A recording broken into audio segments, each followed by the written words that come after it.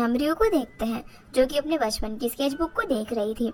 उसमें उसने सुंगियों के साथ क्यूट मोमेंट्स की ड्राइंग की हुई थी, जैसे कि जब उसकी मॉम ने रियो का दांत निकाला था। तो रियो को तो यहाँ पर बिल्कुल भी दर्द नहीं हुआ था, लेकिन सुंगी उसे देखकर रोने लगा था। इसी तरीके से जब एक बार कुछ बच्चे उसे स्लो साइकिल चलाने के लिए चढ़ा रहे थे, तो रियो सपोर्ट हटाकर काफी तेज साइकिल चलाती है। और एक बार जब रियो घर से भाग गई थी, तो बीच के किनारे जाकर वहाँ पर SOS लिखती है। और फर्स्ट टाइम उसने स्कूल में किसी सीनियर को प्रपोज भी किया था, लेकिन उस सीनियर ने उसे रिजेक्ट कर दिया था, जो देखकर सुंगियो काफी खुश हो रहा था। इन सब मोमेंट्स में वो उसके पास ही था। तभी रियो को उसकी मॉम आवाज लगाती है और कहती है कि तुम ये डिशेस सुंगियो को घर जाकर दे आओ। रियो अब यहाँ पर देखती है कि उसकी मॉम ने उसी सोया सॉस से खाना बनाया था, जो कि अपने साथ तानुही के यहाँ से लेकर आई थी। जब वो टेस्ट करती है तो वो सच में काफी टेस्टी बना था।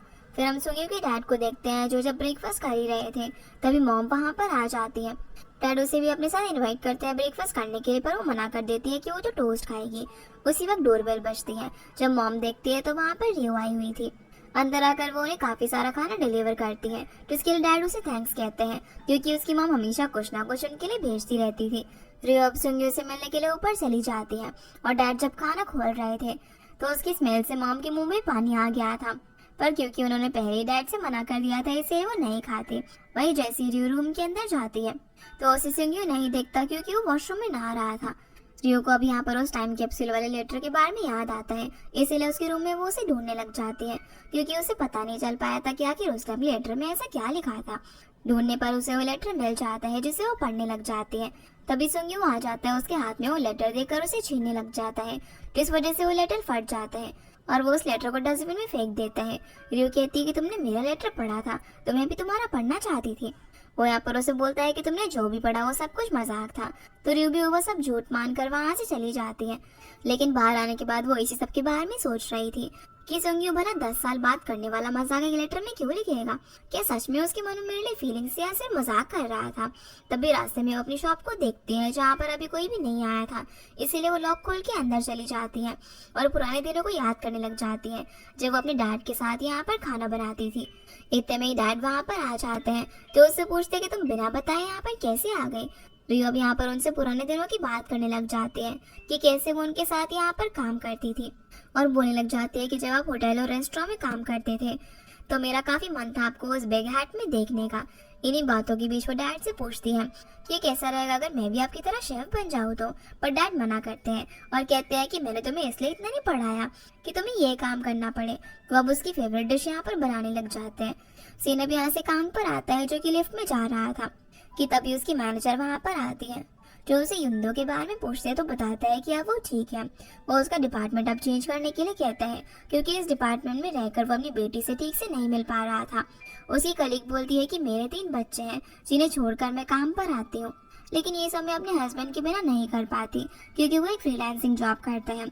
और वो जाते जाते उसे एक बार फिर से इस बारे में सोचने के लिए कहती है और बताती है कि बच्चे जल्दी बड़े हो जाते हैं। सीन अब यहाँ से ऊपर आता है। वो घर आकर अपना पुराना यूट्यूब चैनल देख रही थी, जिसमें वो कुकिंग की वीडियोस अपलोड करती थी जब वो US में थी। इसके बाद वो सुंगियो से मिलने के लिए उसके ऑफिस में जाती है, जहाँ पर वो तानुही के साथ था, लेकिन वो उसे देखकर उससे काफी रूडली बिहेव करता है। फिर उसे सॉस के लिए अब यहाँ पर थैंक यू कहती है, तो तानुही उसे टी के लिए इनवाइट करने लग जाती है, पर सुंगी बोलता है कि हमें और भी काम है ना, जिस पर हमें डिस्कशन करना है। जिसके बाद वो अंदर चले जाते हैं और इसके ऐसे बिहेवियर से रियो काफी इरिटेट हो जाती है। अंदर तानुही सुंगी से पूछती है कि तुम मेरे साथ काम करने के लिए मान कैसे गए, तो वो कहता है कि एक अच्छी अपॉर्चुनिटी थी सिर्फ इसीलिए। पर वो बोलती है कि पूरे रास्ते तुम इतने चुपचाप बैठे हुए थे, जब रियो आई तो तुम जानबूझकर कहा कि हमें काम करना है, कहीं तुम मेरा इस्तेमाल तो नहीं कर रहे हो। जो सुनकर सुंगी बोलता है कि तुम क्या चाहती हो कि मैं तुम्हें बाहर फेंक दूं। पर वो बोलने लग जाती है कि रियोना काफी क्यूट लड़की है और तुम दोनों के साथ घूमने में मुझे काफी मजा आएगा। पर सुंगी की बातों से वो समझ जाती है और उसे कहती है कि लगता है कि तुमने रियो को ऐसा कुछ बता दिया है जो कि काफी इम्पोर्टेंट था। सुंगी अब डेस्परेट होकर उसे पूछने लग जाता है कि तुम्हें ऐसा क्या समझ में आ गया, पर वो उसे परेशान करने के लिए नहीं बताती। वहीं रियो मोयम से मिलने के लिए जाती है, जो कि बोट लाइसेंस के लिए ट्रेनिंग ले रही थी।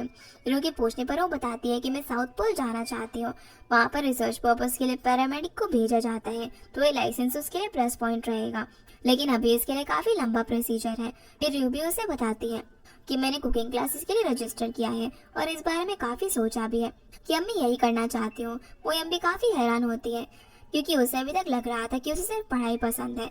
लेकिन उसकी काबिलियत के बारे में गौर से सोचने पर मोयम कहती है कि तुम इसी के लिए बनी हो। अब वो इस मोमेंट को सेलिब्रेट करने के लिए डिनर का प्लान बनाती है। साथ ही सुंग्यो को इनवाइट करने के लिए उसे फोन करती है। रु तो उसे रोकने की कोशिश करती है, पर मोयम उसे कुकिंग क्लासेस वाली बात बता देती है।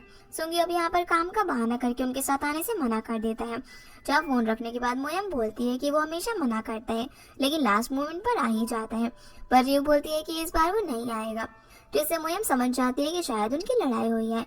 अब रात में जब सुंग्यो वर्कशॉप से निकल रहा था तो उसे रास्ते में कांग मिल जाता है, जिसे वो अपने साथ ड्रिंक के लिए इनवाइट करता है। जब कांग उसे अपने साथ घर पर लेकर जाता है तो सुंग्यो सरप्राइज हो जाता है, क्योंकि वो मोयम का पड़ोसी था। अंदर से युंदो भी बाहर आ जाती है और अपने डैड को गले लगा लेती है, तो कांग उसे इंट्रोड्यूस करवाता है। अब हम इन्हें घर के अंदर एक रिफ्रेशिंग ड्रिंक पीते हुए देखते हैं, जहाँ पर कांग सुंग्यो से बोलता है कि मुझे ड्रिंक किए हुए काफी टाइम हो गया है।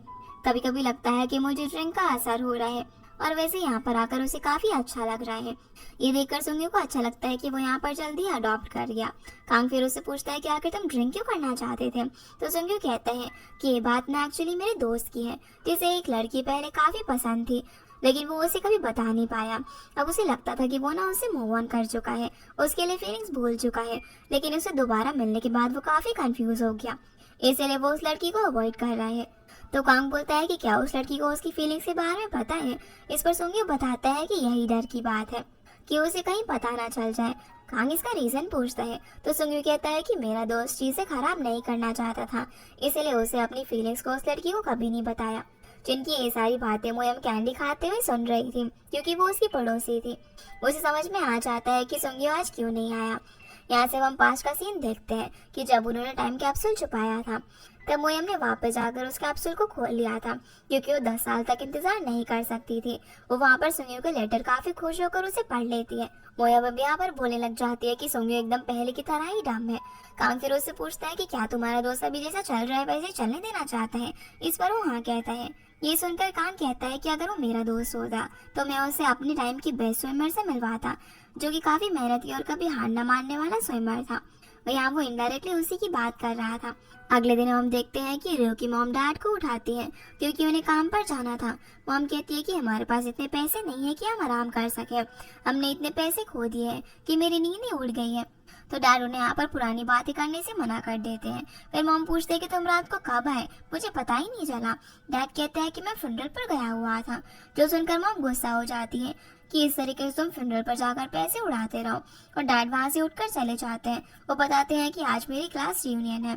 तभी मॉम अपना फोन चेक करती है, जिसमें उनके काफी कम फंड्स बचे हुए थे, पर उन्हें लगता है कि किस तरीके का स्कैम का मैसेज है। सीन अब यहाँ से रियो पर आता है, जो कि जब कहीं जा रही थी तो उसे रास्ते में सुंग्यो मिल जाता है। वो कहती है कि तुम गलत समझो, इससे पहले मैं बता देती हूँ कि मैं इस रास्ते से अपनी कुकिंग क्लास के लिए जा रही थी, और उसे ये बात अपने पेरेंट्स से छुपाने के लिए कहती है। वो फिर उसे बताती है कि आज मेरा पहला दिन है क्लास का, सभी क्लासेस खत्म होने के बाद मुझे कोरियन क्राफ्टमैन का सर्टिफिकेट मिल जाएगा। पर उसके बाद बीच में ही रोक कर वो बोलता है कि मेरी ना मीटिंग है, वो चला जाता है। लेकिन अंदर जाकर वो इंटरनेट पर कोरियन क्राफ्टमैन के सर्टिफिकेट के बारे में रिसर्च कर रहा था। तभी पीछे से म्योंग आ जाता है, जिसे अचानक से देखकर वो विंडो ही बंद कर देते हैं।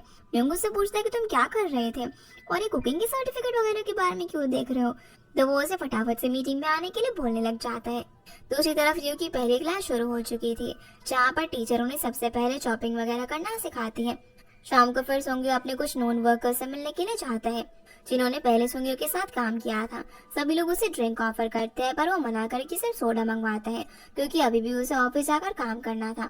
अब इन लोगों से मिलने के बाद जैसे सुंग्यो जा रहा था, तभी उसकी नजर रियो की डैड पर पड़ती है, जो कि एक ड्रंक लेडी को लेकर जा रहे थे, और वो लेडी उन्हें बोल रही थी कि तुम कितने क्यूट हो। अब जब वो उन्हें इग्नोर करके घर जा रहा था, तभी उसे अपने बचपन का दिन याद आ जाता है, जब वो अपनी मॉम को रोते हुए जाने से मना कर रहा था, लेकिन उसकी मॉम भी नहीं सुनती और वो किसी और के साथ कार में बैठकर चली जाती है। और ये सब क्या हुआ था वो हमें आगे पता चलेगा। सीना वापस से रियो की डैड पर आता है, जो जैसे ही रात में घर पहुंचते हैं तो अचानक से सुंग्यो को देखकर चौंक जाते हैं। अब हम इन्हें साथ में बैठकर बात करता हुआ देखते हैं, जहाँ पर सुंग्यो उनसे उस लेडी के बारे में पूछता है जो कि उनके साथ थी। जहाँ पूछने पर डैड उसे सारी चीजें बता देते हैं कि आखिर क्या बात है। सुंग्यो पूछता है कि क्या आपने फैसला कर लिया है, जिस पर वो हाँ करते हैं और इस बात को उसकी फैमिली से सीक्रेट रखने के लिए कहते हैं। पर सोंग्यू बोलता है कि अगर रियो को पता चल गया तो वो चुप नहीं बैठेगी। अगले दिन फिर हम सभी लेडीज को देखते हैं जहाँ मोयम की मॉम अपने ऑफिस में किसी हैंडसम लड़के का पोस्टर लगाती है जो कि काफी पॉपुलर था। रियो की मॉम पूछती है कि क्या तुमने फिर से अपने हस्बैंड से लड़ाई कर ली, पर वो बोलने लग जाती है कि वो तो अपने डिशेस भी साफ खुद नहीं कर सकता क्योंकि वो पूरा टाइम घर में ही रहता था, और बोलती है कि इस मामले में तो सोंग्यू की मॉम की किस्मत अच्छी है क्योंकि दोनों ही हस्बैंड वाइफ इंडिपेंडेंटली काम करते हैं और इनमें कभी लड़ाई भी नहीं होती। फिर रियो की मॉम कहती है कि मेरा हस्बैंड तो रात को काफी देर से आता है, तो उनकी फ्रेंड्स यहाँ पर उन्हें अलर्ट रहने के लिए कहती हैं कि कहीं कुछ और बात ना हो क्योंकि फ्यूनरल और क्लास यूनियन के अलावा उन्हें और कोई काम नहीं होता। और बोलने लग जाती है कि क्या तुम्हें कुछ अजीब नहीं लगता क्योंकि काफी दिन हो गए तुम्हारी शॉप भी नहीं खुली, जो बात मॉम को तो पता ही नहीं थी। अब वो जल्दी से घर पर जाकर कुछ ढूंढने लग जाती है, तब उनके हाथ एक शॉर्ट टर्म लोन की स्लिप लगती है जिसे देखकर वो परेशान होकर बैठ जाती है। यहाँ से फिर हम मोयम को देखते हैं जो कि स्टोर से खाना लेकर बाहर आती है ताकि वो बैठकर खा सके, लेकिन वहाँ पर कोई भी सीट खाली नहीं थी, तो कांगू से अपने साथ बैठने के लिए कहता है। वो अब उसके साथ बैठ जाती है और उसे बोलती है कि युंदो अगर घर पर अकेली है तो तुम्हें उसके पास होना चाहिए, पर वो उसे बता देता है कि वो किंडरगार्टन की तरफ से नाइट कैंपिंग पर गई हुई है। अब जब वो उसे बोलता है कि तुम आज काफी लेट डिनर कर रही हो, तो बता देती है कि उसे एक इमरजेंसी की वजह से जाना पड़ा जहाँ पर हॉस्पिटल वाले एक पेशेंट को एडमिट नहीं कर रहे थे, पर वो किस तरीके से उसे एडमिट करवा कर आई है। जो सुनकर वो कहता है कि तुम तो काफी इम्प्रेसिव हो। वो अब उससे आगे भी युंदो का ख्याल रखने की रिक्वेस्ट करता है, तो मोयम बोलती है कि उसे मुझे एक और चांस देने के लिए बोलो ना, और उससे पूछते है कि तुम्हारी फैमिली में कौन कौन है। तो वो बताता है कि युंदो की मॉम हमसे काफी दूर है, जो कि शायद अब इस दुनिया में नहीं थी। ये सुनकर मोयम उसकी तारीफ करते हुए कहती है कि तुम एक काफी अच्छे डैड हो। इस पर वो कहता है कि मैं अपनी बेटी के लिए सब कुछ कर सकता हूँ और उसके लिए सब कुछ छोड़ सकता हूँ, पर मोयम उसे ऐसा करने से रोकती है। वो बताती है कि जब वो काफी यंग थी तभी उसके डैड की डेथ हो गई, तो उसकी मॉम ने उसे सब कुछ खोकर संभाला है। ये फीलिंग कितनी ज्यादा अजीब होती है वो काफी अच्छे से जानती थी, इसीलिए वो उसे अपना सब कुछ खोने से मना करती है। वो उसे बोलती है कि मैं ना युंदो के साथ खेलना चाहती हूँ, तो बताओ कि उसे क्या पसंद है। वो उसे बताने लग जाता है कि उसे एलियन, ज़ॉम्बी ये सारी चीजें पसंद है, लेकिन वो ये सब बताते बताते टेबल पर ही सो जाता है, जिसे ऐसे देखकर मोयम हैरान हो जाती है क्योंकि उसकी अल्कोहल कंजम्पशन कैपेसिटी बहुत ही ज्यादा कम थी। वो एक ही बियर में पास आउट हो गया था।